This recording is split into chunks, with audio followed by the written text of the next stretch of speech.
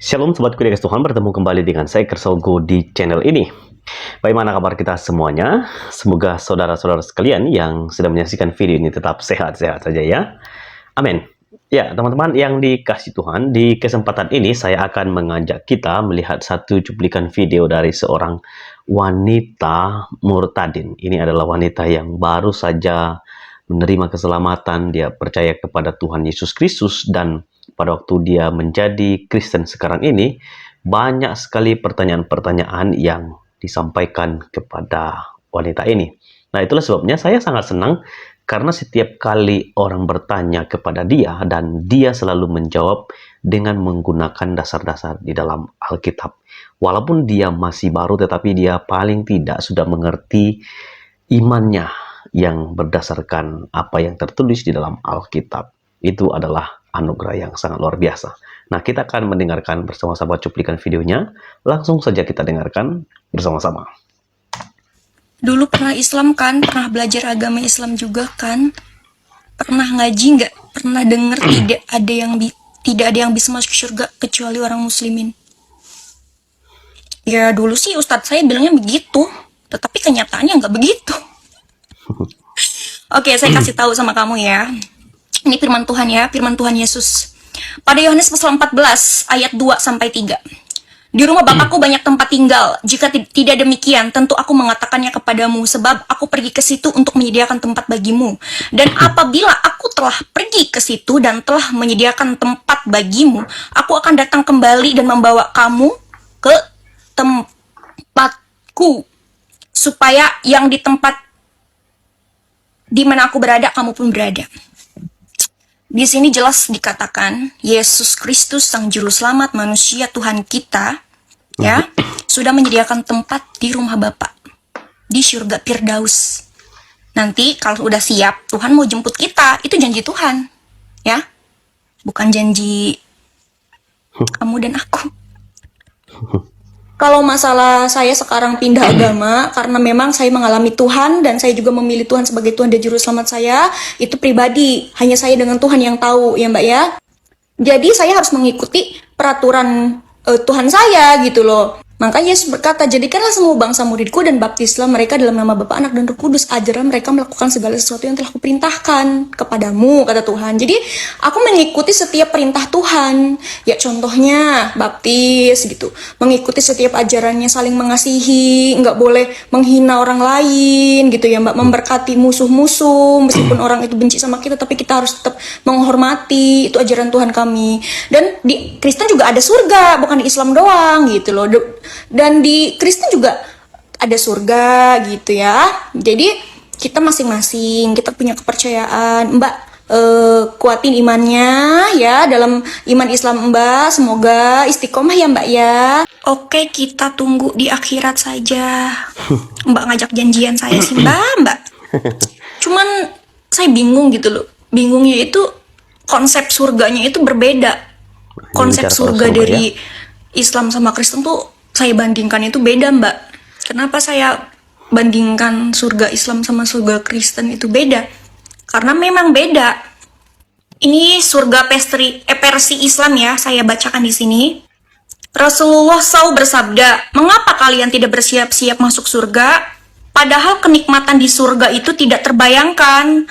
Ya, demi pemilik Ka'bah. Surga itu adalah cahaya yang menyala-nyala dan berbau harum, memiliki istana yang kokoh, surga sungai yang luas, buah-buahan yang banyak lagi harum, pasangan suami istri yang gagah dan cantik, serta pakaian yang bagus lagi indah di tempat yang kekal dan indah di tingkat-tingkat yang lebih terpuji.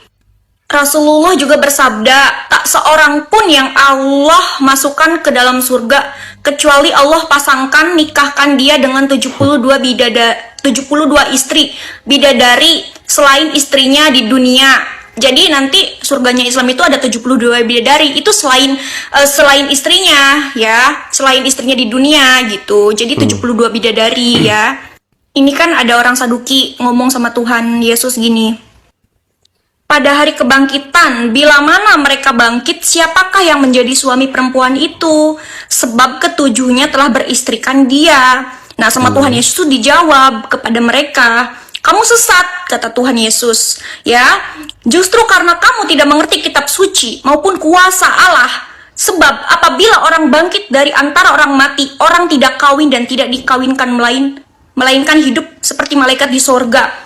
Dan juga seperti malaikat di sorga, dan juga tentang bangkitnya orang-orang mati. Tidakkah kamu baca kitab Musa, dalam cerita tentang semak duri, bagaimanakah bunyi firman Allah kepadanya, Akulah Allah Abraham, Allah Ishak, dan Allah Yakub. Ialah bukan Allah orang mati, melainkan Allah yang hidup. Kamu benar-benar sesat. Jadi surganya orang Islam itu, orang Kristen itu nggak ada 72 bidadari. Jadi kita hidupnya seperti malaikat, Mbak. Jadi kayaknya kita nggak ketemu deh nanti.